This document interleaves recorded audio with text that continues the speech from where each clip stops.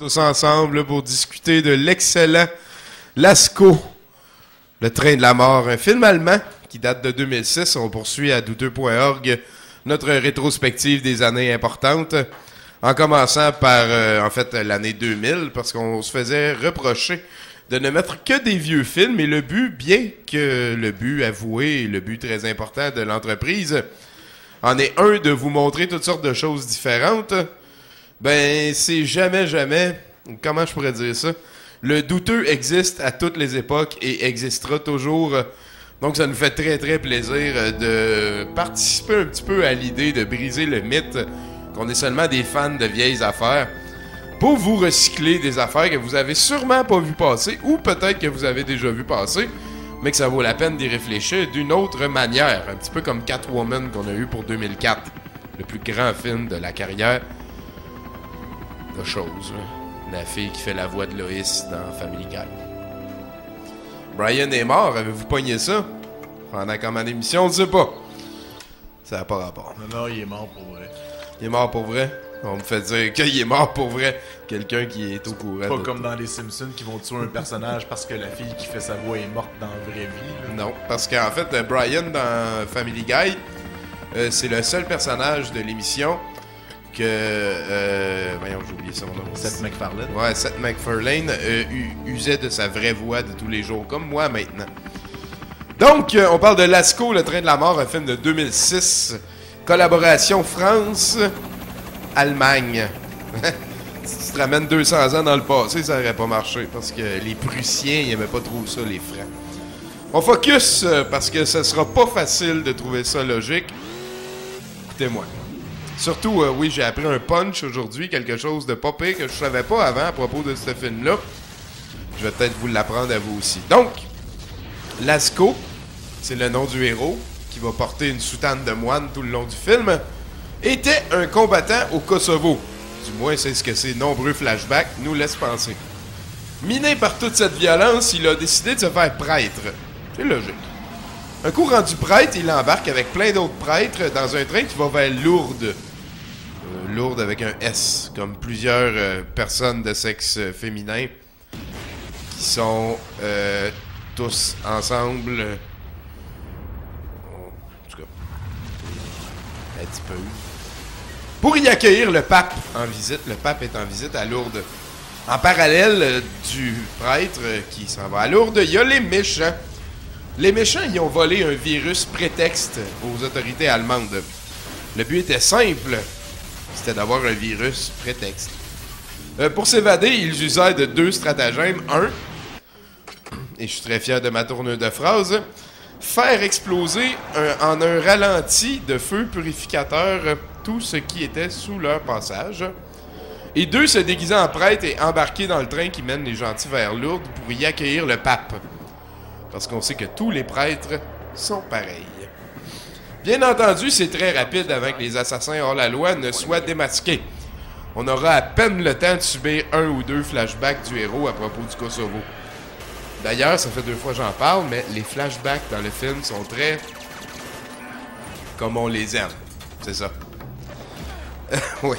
Donc, le début du film, le film débute pour vrai à la 45e minute, alors que les méchants commencent à tuer des gens dans le train et que le petit gros comic relief de service mentionne à Lascaux, le héros, l'existence du Pugnus Dei, qui se traduit en le point de Dieu.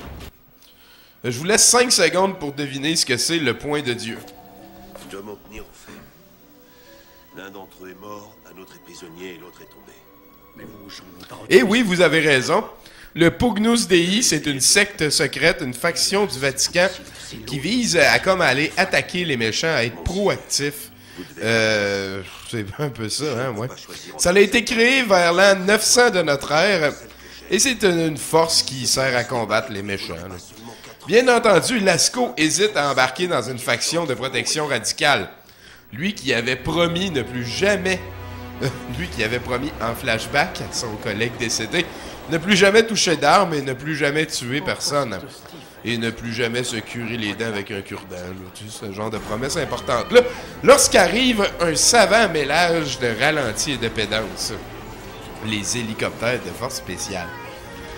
Je vais en reparler tantôt des ralentis. Devant la glorieuse manifestation de Dieu, soit l'explosion d'un hélicoptère en une séquence à laquelle je pense des fois en me branlant.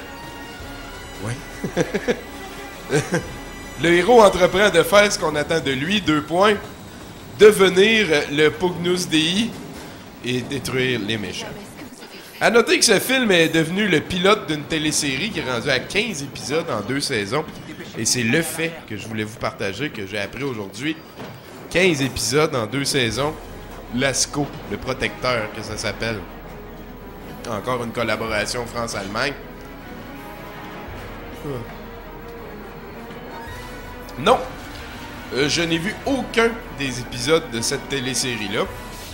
Oui, je veux voir les épisodes de cette télésérie-là. Et peut-être qu'on est face aux plus inutiles utilisations de ralenti de ce côté-ci de l'an 2000. Donc, je l'ai abordé un petit peu en sourdine plus haut, mais le film est vraiment en 2 étapes de degrés très différents. À compter de la 45 minutes... de degrés très différents de plaisir, on s'entend. À compter de la 45e minute, vous allez voir un -3 morne peuplé de flashbacks et de passes de bureau se métamorphoser en un -7, qui est une copie de Express en péril, qui est en fait une copie de Die Hard. Et d'ailleurs, le réalisateur s'appelle Diet Hard. Kouroumer, je pense. D-I-E-T-H-A-R-D. C'est weird. Le bon Dieu est pas fou dans le fond. Le seul acteur connu du film, c'est Arnold Vosloo. C'est le Sud-Africain qui a tenu le rôle de la momie dans le film qui s'appelle La momie. Et ce sera 90 minutes qui vont passer très rapidement. Donc, que remarquer quand on écoute ce film-là? J'ai déjà parlé de l'utilisation du ralenti et j'en profite pour donner un petit conseil à tous les réalisateurs, en herbe ou non, qui existent. Faites bien attention avec le ralenti. Ou des terroristes. Bien attention. Qu'arrivera-t-il? Au mieux, laissez ça au vidéoclip rap. Le train ne s'arrêtera Il y en pas. a pas mal. Tu sais, quand la fille a twerk, là, il passe en grand angle avec du ralenti. On adore ça que ça arrive. Aux aspects du film à remarquer, je rajouterai ensuite l'absence totale de personnages sympathiques. Le héros... Il y a une notion abstraite qui s'appelle le charisme. Vous allez voir, en tout cas. Ouais. Il y a aussi un aveugle qui voit mieux que ceux qui sont pas aveugles. Et ça, pour moi, c'est -1 automatique à toutes les fois que je vois un aveugle qui voit mieux que ceux qui sont lisseuses avec des yeux. Ouais. Et puis, vous allez remarquer les chorégraphies de combat. Il appelle l'expert en arts martiaux, Lascaux. Ouais, c'est ça.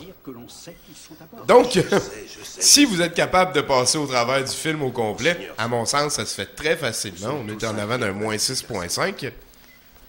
Mais il faut qu'on garde. Tu sais comment ils ont l'air sérieux, là, puis ils regardent des maps, là, passent de bureau à fond la caisse. Si vous êtes capable de passer au travers du long métrage au complet, vous allez vous ramasser face à une des plus épiques et des plus belles explosions que le cinéma moderne nous a apporté. C'est avec un véhicule qui est propulsé par un rotor. Et si vous m'écoutez bien, ça veut dire qu'on a vraiment dans le même film. Là-dessus, on est à douteux.tv. Merci de nous suivre. On passe en long métrage. Merci Giz à la technique. Et faites attention à vos flûtes. Checkez-les. Il y en a dans chaque...